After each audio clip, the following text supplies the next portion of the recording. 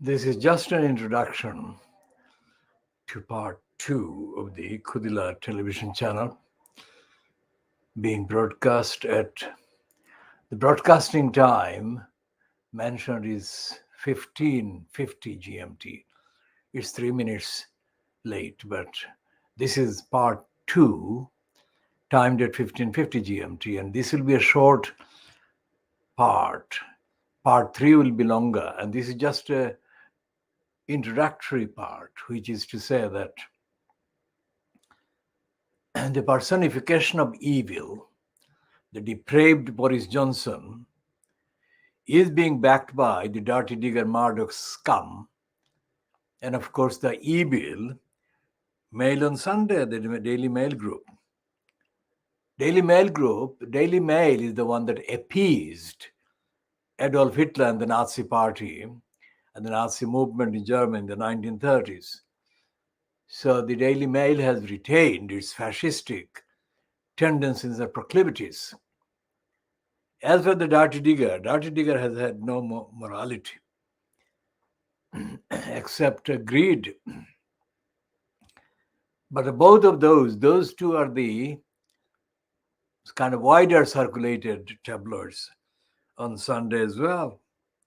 So they are looking for ways to shore up the corrupt, depraved, evil Boris Johnson.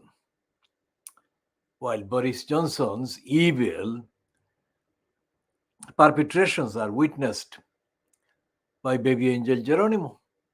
Baby Angel Geronimo is the best witness in the whole world, and baby Angel Geronimo knows more about the evil, depravity of the evil Boris Johnson, the congenital liar Boris Johnson, than any other witness, including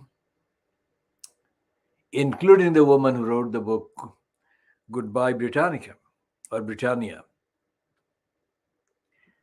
Sylvie Barman, who was the French ambassador to the United Kingdom until 2016 or 2017. And she has extensively written and spoken about the congenital corruption, criminality, dishonesty of Boris Johnson. She has done that as a single person more than anyone else anywhere.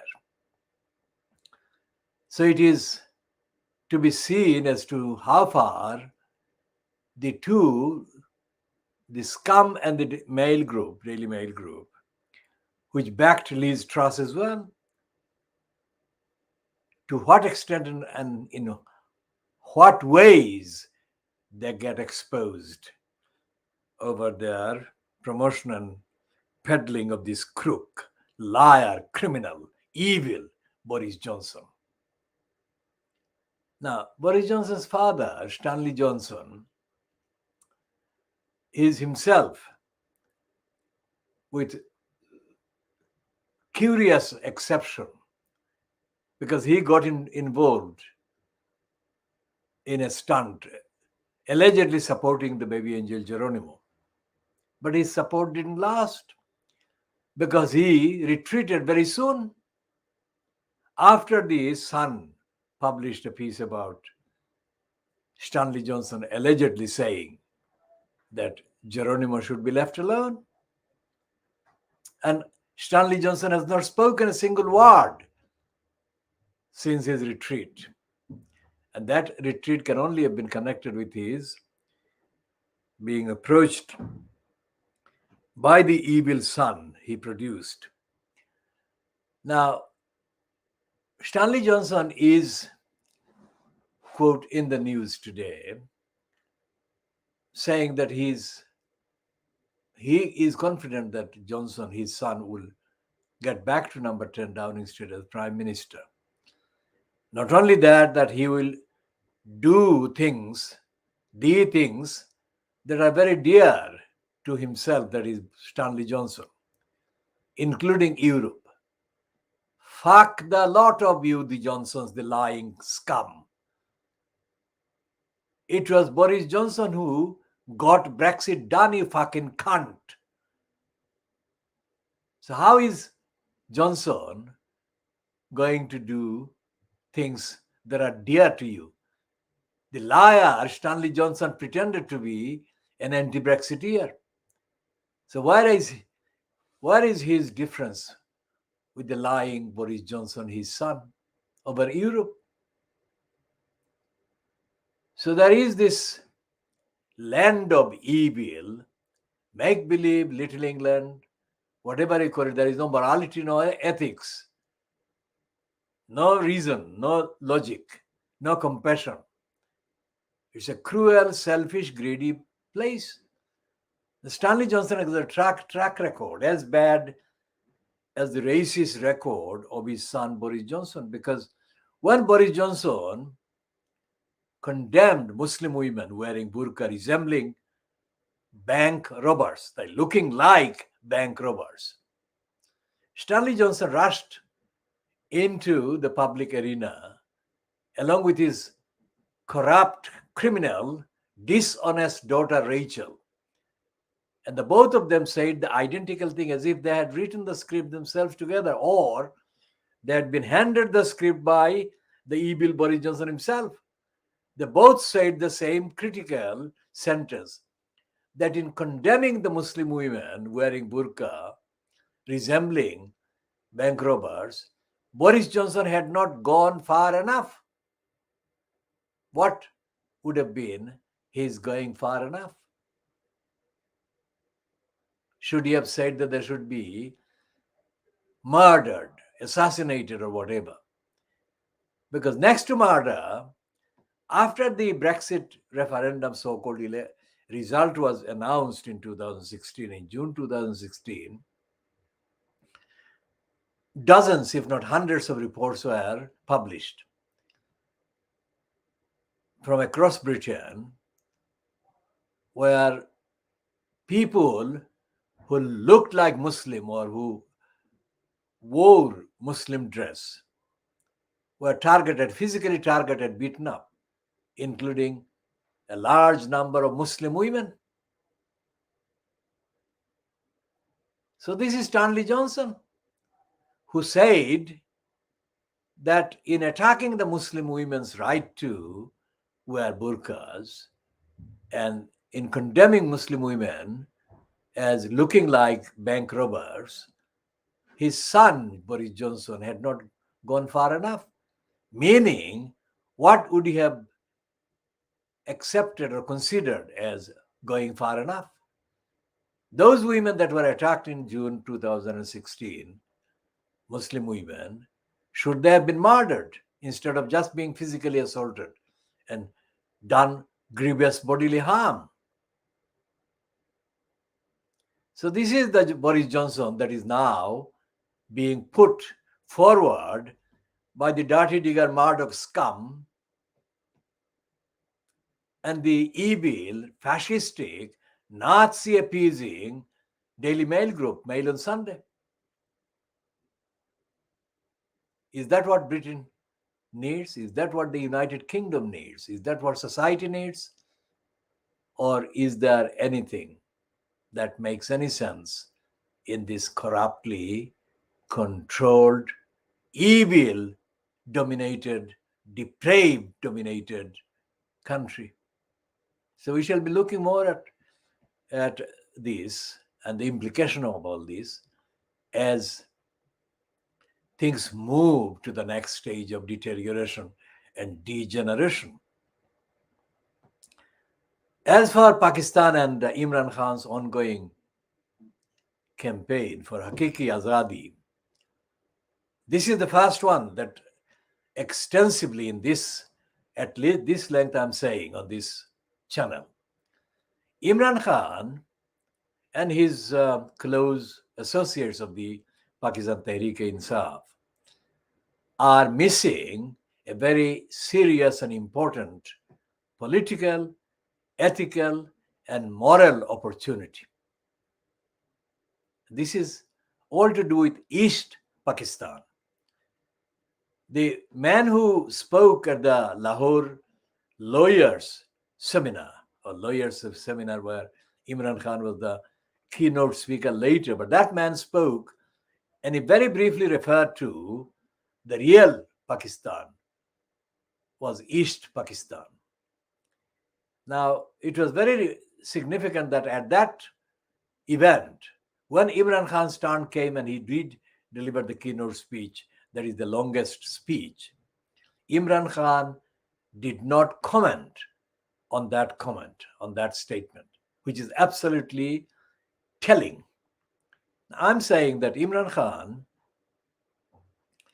and his colleagues, in addition to making the routine ritualistic denials in response to the attack on Pakistan's nuclear kind of safety regime that was mounted via the semi-conscious Joe Biden, Imran Khan should, the Pakistan Tehreek-e-Insaf should do the better, more powerful political and ethical and moral thing that would at once silence the forces of evil that operate through the USA, and also seriously, very seriously undermine the Hindutva regime in India, either fronted by Modi or in disguise fronted by the Congress, because it was Congress and the Nehru party,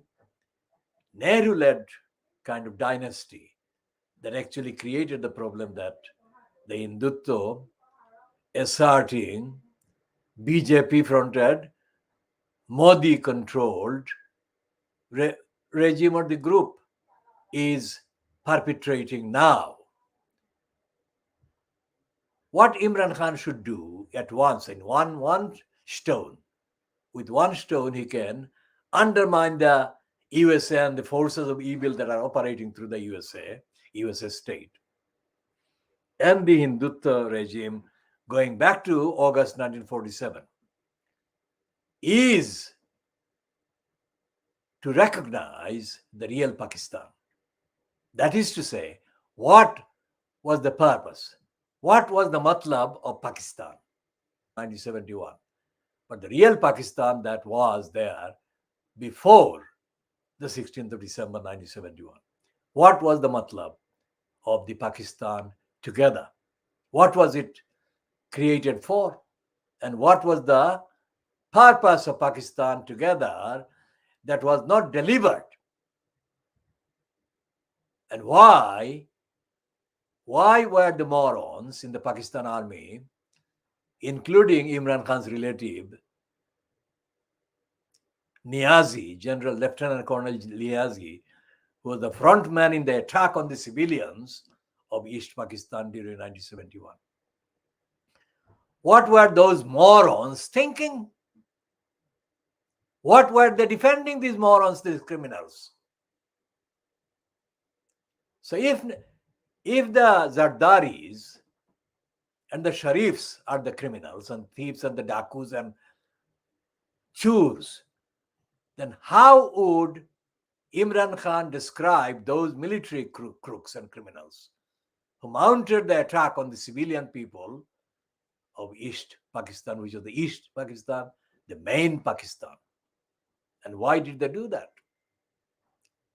As I've been saying for the last 3 years, since Imran Khan kind of got installed in power in Pakistan, what remains of Pakistan, Imran Khan has nothing but bonus by apologizing, first of all, for everything that happened against the civilian people of East Pakistan, everything that was done by the military, led by the likes of Niazi, his relation. Doesn't matter whether he was related or not, because I don't hold Imran Khan himself in any way responsible for whatever the army did. But it is just a social note. It's an anthropological note about his relationship with the Niazi.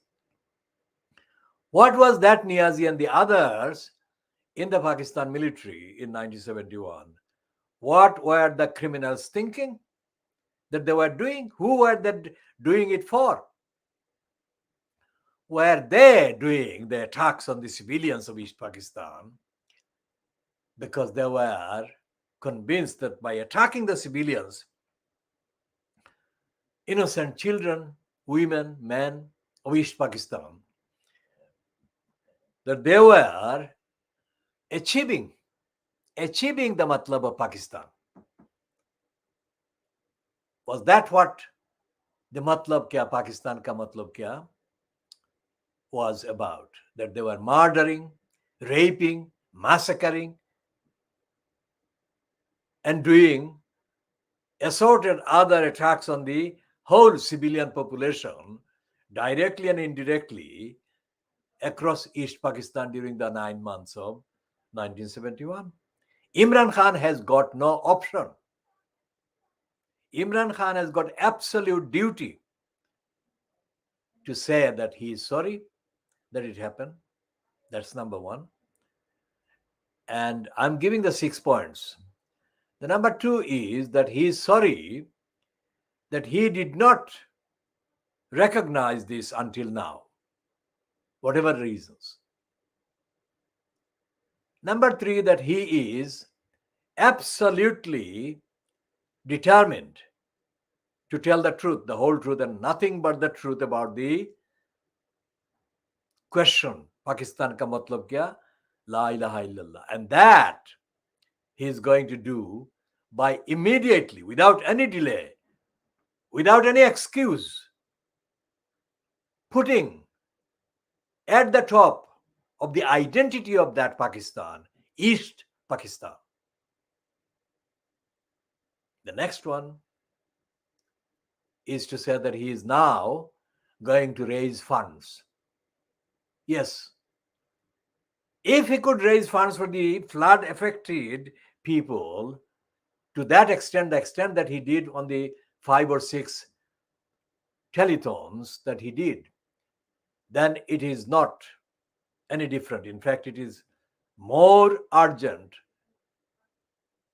in context than the urgency of the needs of the people of flood affected areas in Pakistan.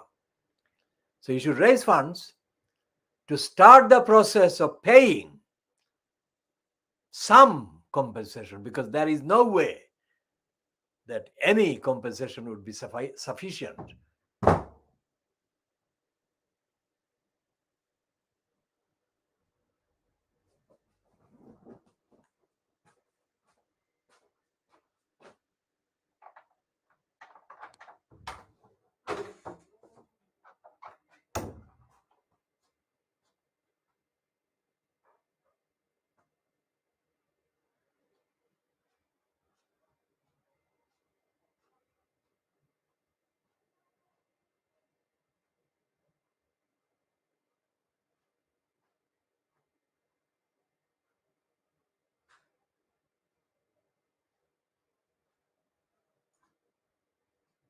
Does anyone know who hit my door loudly?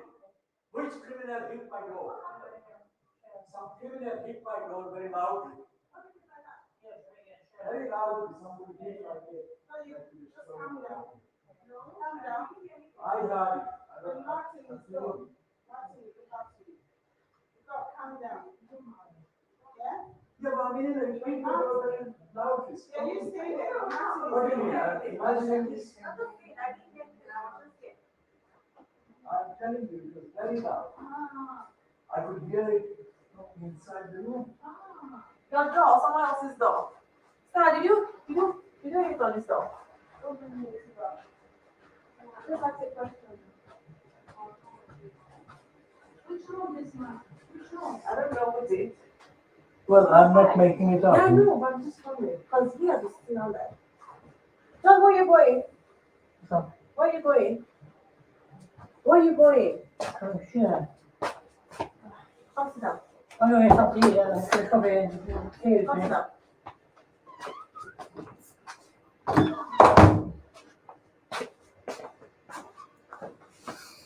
there was this interruption, but going back to the 6 points that I'm making, Imran Khan should fifthly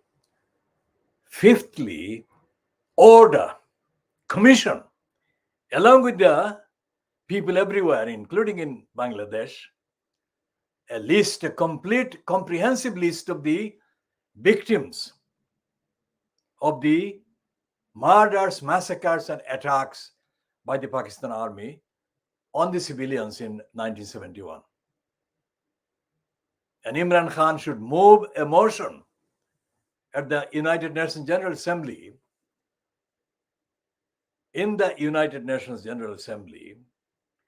calling for the world body to hold a review of all the motions and resolutions since 1947 that have been tabled, debated about Kashmir. These are the 6 points, but we shall be elaborating on these in due course. Imran Khan has no excuse to say he hasn't been told. I'm telling him. And this will be more powerful, immeasurably more powerful than any nuclear contest with India can be, because nuclear is bad, both for the attackers and the targets. Nuclear should be banned generally across the world. But having the nuclear kind of mad, mutual assured destruction is mad.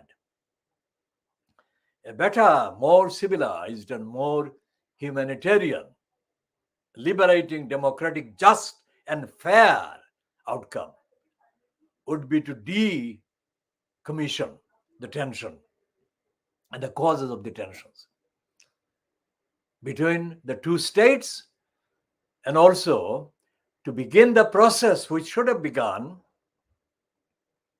in August 1947 of giving the ordinary people of the subcontinent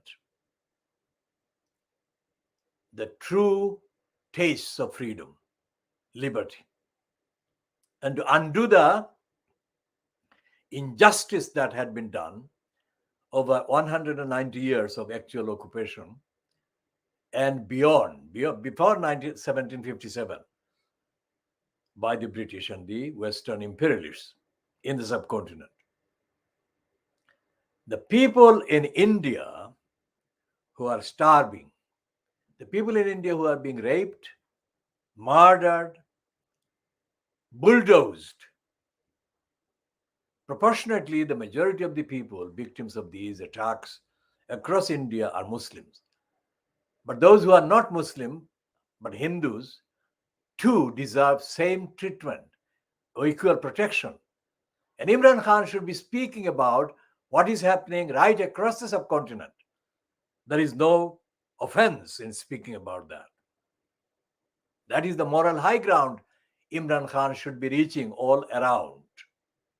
We should be talking more about this and related topics in due course.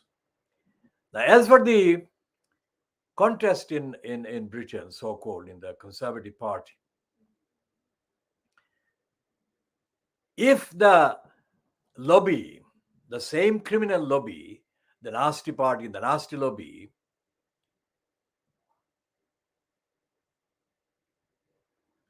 that put Cameron in post, because Cameron is one of the latter-day evildoers who got in power. If they succeed again, because Cameron is the one who brought Brexit, which he shouldn't have done, he needn't have done, but he did bring Brexit. And as later evidence of his complicity with the criminal from Australia show, he's a thief. He's a big thief, David Cameron. And despite the fact that she publicly expressed the phrase nasty party, Theresa May became as nasty as those she was decrying. And of course, her chronological successor, the evil doing, personification of evil and depravity, Boris Johnson, is evil. And Liz Truss was complete crazy. So what is the future of this country, if there is a country, if there is society, if there is a thing called society, if there is a thing called electorate? The, the creepy grins on the face of the criminal, racist liar, Keir Starmer, do not inspire confidence. But that is the vacuum, that is the vacancy that is kind of looming, let's say, lurking on the horizon, in the kind of background, in the round the corner. Keir Starmer has a front bench of members of parliament who are all racists, all anti-Muslim.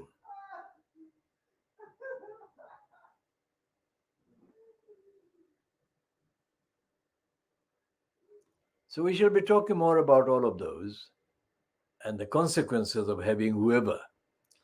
If Rishi Sunak gets in, which is a big if because of the racist combination, I don't think they would want an Indian origin person. Now, it's an irony, isn't it, that I'm now making the case for an Indian origin person, knowing full well that his family in India, his father-in-law, might be a supporter of the Hindutva agenda. But I make no discrimination, and I say that Rishi Sunak should be given the chance. But if he is given the chance, what policy will he be allowed to follow, and what policy will he be prone to follow? We shall be looking at all of those. As for Tower Hamlets, as for the London Borough of Tower Hamlets Council and the corruption, it's an ongoing narrative. Tower Hamlets Council is a corrupt council, but it's not the only corrupt council. We are now into the second day of marking the demonstration, the rally that we held, the Khoodeelaar campaign held on the Friday, the 22nd of October 2004 in the Greater Haque Street against the Tower Hamlets Council's inviting role to the cross-sell whole agenda against the Brick Lane area. And at that time, on that day, the leader in post in Tower Hamlets Council was Abbas Uddin Elias Halal. That was 2004. That was October 2004. In October 2010, that is 6 years later, Private Eye magazine, Rottenborough's column, ran the piece headed Halal, Dead Meat. Halal is a kind of pun on the halal. It's a Muslim word, yes, Islamic word. So halal, dead meat. In that halal, dead meat piece, Private Eye detailed quite a number of wrongdoings that Abbas Elias Halal had been guilty of, including the fact that he had refused or failed to answer on 4 separate occasions the question as to whether he was candidate A. Now, by candidate A, it is referred to in the investigation that the then central government department charged with the local councils, local issues, localities, let's say. The investigators asked 4 times whether Abbas Elias Halal was the candidate A. Why? Because it was candidate A who had stolen, bear with me, who had stolen the votes of dead people. Think about that. How low can you get? Tower Hamlets. It's Abbas Elias Halal. Abbas Halal. Halal dead meat. October 2010. I think 16th of October 2010 issue of Private Eye magazine ran that piece in the Rotten Borough's column. Candidate A stole the votes of dead people. Well, he couldn't have stolen. He impersonated, of course, the whole way through. And as Private Lie put it, on each of those 4 occasions, he was asked the question. Alias Halal, Abbasuddin alias Halal, lost the capacity of speech. He failed to answer the question. He became mute. Now, this is Abbasuddin alias Halal, who by all accounts, by all evidence, is considered to be less corrupt than Lutfur Rahman. Can you imagine? Now, you can imagine how Lutfur Rahman was by being more corrupt than Abbasuddin alias Halal. Now, these two were the local ward councillors for the area that Brick Lane is in the ward. So we organized the demonstration on the Friday, the 22nd of October 2004 in the Greater X Street to highlight the betrayal and the corruption and the lying by Abbasuddin alias Halal, the local councillor, and by Lutfur Rahman, his co-councillor for the same council ward. Because our thesis, our narrative, our statement, our assertion was and remains that it was the local council and the councillors who played complicit role to the big business agenda pushers that were promoting the plan that included digging a very deep hole for the Crossrail line in the middle of Brick Lane, Hanbury Street, between Hanbury Street and Prince Laird Street. Had they done that, then Brick Lane would have disappeared as we know it. And we have talked extensively about Brick Lane in history.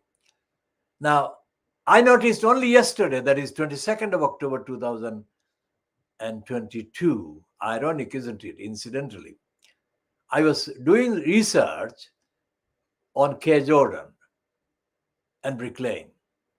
And I came across an item that I had not seen until yesterday. And that item, very strange, very strange, very strange, very strange indeed, is on the online portal or website of a thing called spittlefield'slife.com. Now, Spittlefield's Life has been run for several years, and it is considered by the Fleet Street and other mainstream media as the definitive website talking about Spittlefields, which effectively includes the geographical area of Brick Lane, but socially it doesn't. And the Spittlefields Life, taking into account the whole contents and the agenda and the bias, is a very racist website and has racist agenda. So I was shocked. I was shocked beyond belief to find that entry about K. Jordan. And even more shocking was the fact that it said K. Jordan and Muhammad Haque. Muhammad Haque is a name that they must consider non grata. All the racists consider Muhammad Haque as a name non grata, permanently non grata. So here was this name. And it is a paragraph that is absolutely true. And I'll come to that paragraph in a minute.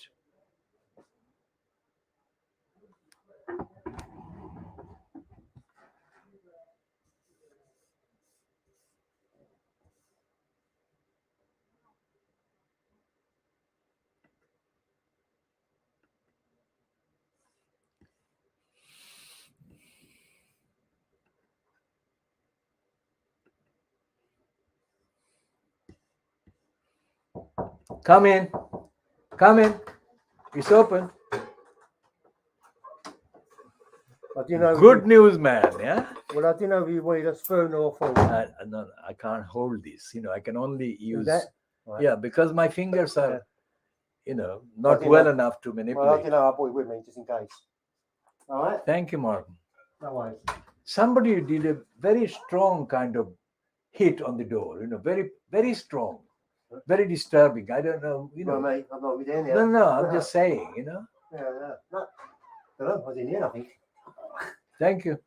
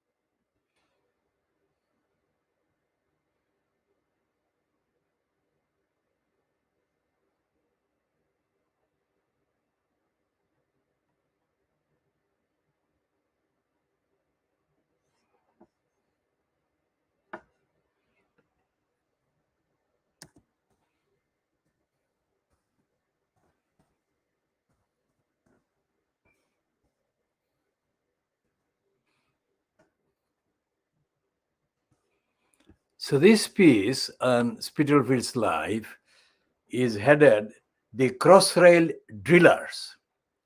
And this one, as I said yesterday, I spotted yesterday, appears to be dated the 24th of May 2022. Now, 24th of May is not long ago, is it? But the piece is about a campaign that we conducted years ago, in particular when we stopped the crossrail hole being dug or drilled.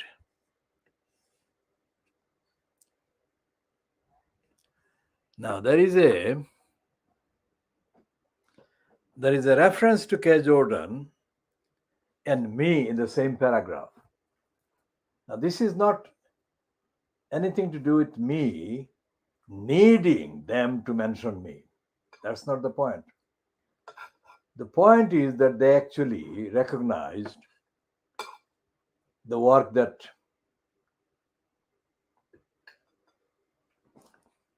we did for the defense of the community.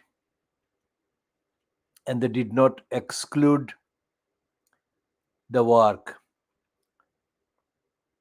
All right, so let's go into the real paragraph. So why is it dated 24th of May?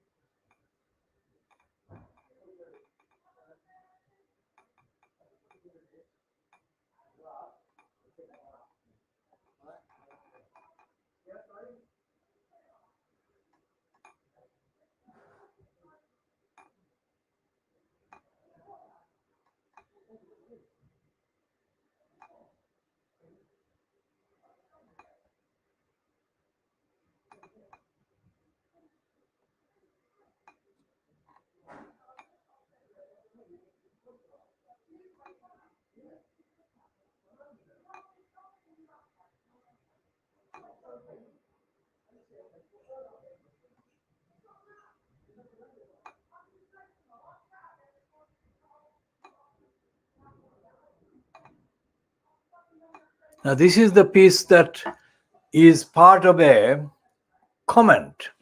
This is a comment posted on the 24th of May 2022 by somebody only called Lucy. Now, this is something that I think needs being read into this edition of the Khoodeelaar television channel, and I shall read it. There are two paragraphs in the main, and there is a third paragraph which is smaller.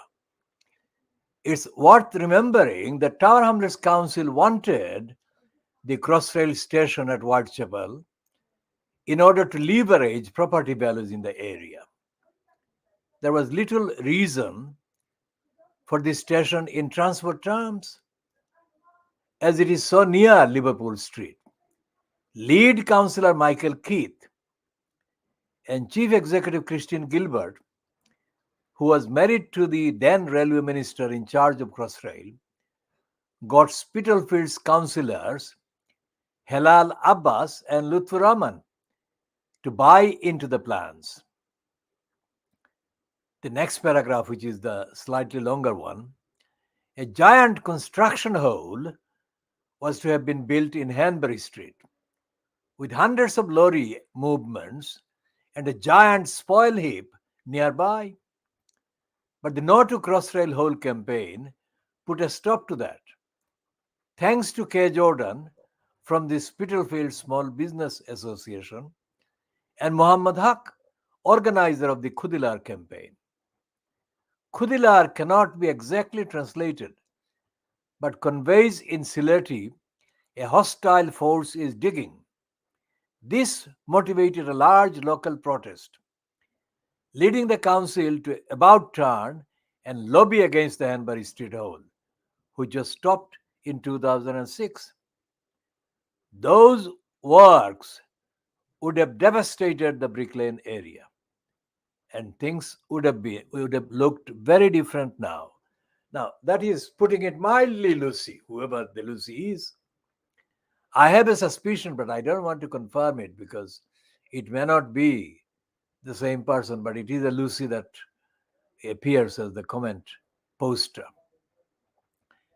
Now, all the other comments are more or less in support of Crossrail, etc., etc. But essentially, going back to the Spitalfields life.com itself, its narrative, it is a racist agenda, just like Dan Quickshank. I'll come to Dan Quickshank's book about London in due course. Can I find a copy? In the state that I'm in,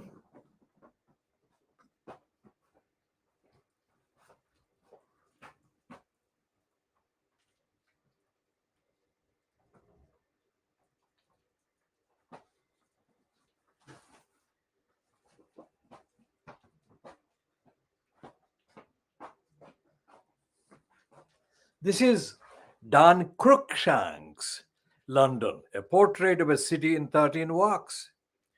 Dan Cruikshank, the perfect guide to the hidden history of London streets. That is BBC History magazine. And it's full of praise. Now, on the pages, there are how many pages? There are altogether about 548 pages. So, on the later page, later part of the volume, now Dan Cruikshank is or has lived in Spitalfields for quite a while. And his section there, I'm looking at page 444, and this is about the area, Spitalfields, Brick Lane, etc. And it's like another country. He doesn't describe the walk. He doesn't describe the area as including probably the most politically and socially renowned and noteworthy part of the whole of East London, which is Brick Lane. And I've been physically defending Brick Lane for just under 50 years. And I've been morally and spiritually and ethically and politically defending it for more than 60 years. As I said, my extended family, members of my extended family settled, some members of my extended family settled in Brick Lane area 100 years ago, or started settling in the area more than 100 years ago. And my own father started in the 1960s. And Brick Lane is the center, has been the center of the huge effort during the 9 months of 1971 for raising international awareness and international support for the cause of Bangladesh, because there was a battle going on between the Bangladesh ordinary people who were attacked by the Pakistan military that was supposedly defending the matlab of Pakistan. Again, a reminder to Imran Khan that Brick Lane is part and parcel of the real Hakiki Azadi movement contextually being fought. So little notes for Imran Khan. Notes for Imran Khan, Hamad Azhar, and Chaudhry Fawad or Fawad Chaudhry. These are the three that we have been copying in on the tweets. This is not a minor aspect, it's the major aspect of the search, the contextual search for the purpose of Pakistan. Nobody has dealt with this as we are dealing with it. Not even Imran Khan. We say it on the record. So Imran Khan, instead of taking umbrage or kind of feeling that we are kind of denying him recognition, he should embrace what we are saying. This will enrich, widen, and enhance the purpose for looking at the purpose of not Pakistan, but the purpose of the freedom against the British imperialists that was begun in August 1947, that in the official records. Now, going back to SpitalfieldsLife.com, it is like Dan Cruikshank, if you like. Its recognition of the Bangladeshi community is, to say the least, peripheral. Peripheral. It should not be, but it is. And that shows the racist ignorance. The racist ignorance on the part of the people who control the Spitalfields Life. So we will come to that. So Greater X Street, where we held the demonstration, and the only white kind of person outside of our campaign group who came in was, of course, Glenn Robbins. Now, Glenn Robbins was either in a relationship or was married to Eileen Short, the younger sister of the now former Member of Parliament, Claire Short. And Glenn Robbins took part during the duration of the demonstration. Then he disappeared, and he has disappeared. He has remained disappeared, disconnected from the Khoodeelaar campaign ever since. Now, this is 18 years since that day. So these streets that Dan Cruikshank writes about, he doesn't write about these streets and these events, these defense activities that are absolutely historic. Nor does the BBC History magazine, the racist morons. So the dimension of Brick Lane, dimension of the United Kingdom as being the target of so many migrants coming from the subcontinent, the dimension is completely unrecognized by the mainstream media, by the BBC, by the institutions, by the academies, and by the political parties, locally, centrally, regionally. So when we held that demonstration, it was not just the demonstration on the streets, on the Greater Haque Street. It was a demonstration that spread far and wide, and its implication spread far and wide, up to the point of 1947, August 1947, because the Brick Lane, the community that was formed more than 100 years ago, or began to be formed more than 100 years ago in and around the Brick Lane area, is linked to the Battle of Palashi of June 1757 near Kolkata, where the East India Company bribed their way into, quote, victory against Nawab Siraj-ud-Dowla and his forces. And the British Empire began to be founded in the subcontinent. Now, looking at today's events, what the Daily Star, one of the Free Street tabloids, is mocking, ridiculing Boris Johnson as the aubergine, as a fruit, and ridiculed Liz Truss as the lettuce. I mean, that shows the lack of weight, lack of substance in these people. How is it that their predecessors controlled a subcontinent? What is the mystery? And we shall be looking and examining that mystery. And we shall be answering far deeper than Imran Khan has ever done so far the question, Pakistan ka matlab kya? Of course, La ilaha illallah. But La ilaha illallah is not being implemented, is it? If it was implemented, then Imran Khan would have been saying much more truthful things than he has been saying. We start with Imran Khan himself. So when we held that demonstration on the 22nd of October 2004, we did not mention what this comment from Lucy says, that the Crossrail got Spitalfields councillors, Helal Abbas and Lutfur Rahman, to buy into the plans. Now that is something that is not quite clear here as this comment appears. But we know, and we knew at the time, that Crossrail had paid bribes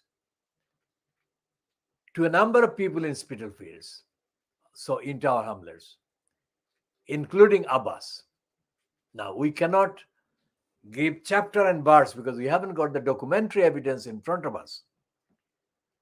But contextually, it is clear to see that that shop that was run from a space opposite the Brick Lane Mosque and was sold for £9 million is not unconnected with the bribe that was given by Crossrail and its promoters to a number of people in Tower Hamlets, number of people including councillors. We have to check the facts in detail before we can give further references to the facts. Essentially, suffice to say that that comment or that part of the sentence in the Lucy comment saying that ministers in charge of Crossrail got Spitalfields councillors, Helal Abbas and Lutfur Rahman, to buy into the plans. What does that mean? What did those ministers do? And what does buy into actually imply and implied? So whatever it was, our demonstration hit them very, very straight into the center of the corruption, bribery, criminality. And I think one of the pictures of that demonstration show one person called Lucy standing in the crowd. Is it the same Lucy? We do not know, but there was one Lucy that stood in the crowd in the demonstration. We shall continue updating on this and other issues. So far, we haven't had any different kind of evidential reference to Shamima Begum and her two school friends being brainwashed and trafficked by the Canadian spy into Syria in 2014, 2015. No comment from Tower Hamlets Council, no comment from Tower Hamlets councillors, no comment from the two members of parliament allegedly representing the Tower Hamlets parliamentary constituencies of Poplar and Limehouse and Bethnal Green and Brough. We shall be continuing into the part 3 in due course. This has been just under an hour, I think, this program. It is 16:50 GMT and we officially started. So it's how many minutes is it? 58 minutes. So let's complete the whole hour. As what happened with the actual court case or the petition, the election petition that was successfully filed against Luther Roman by so-called 4 electors of Tower Hamlets. Whatever the outcome, whatever the actual contents of the ruling or the direction or the order made by Richard Morey on the 23rd of April 2015, objective evidence, objective consideration demand that all the aspects of corruption, criminality, rigging and fraud and abuse perpetrated by Tower Hamlets Council through Luther Roman himself imposed as the so-called mayor and the council as a corporate body while Luther Roman was imposed as the corporate mayor.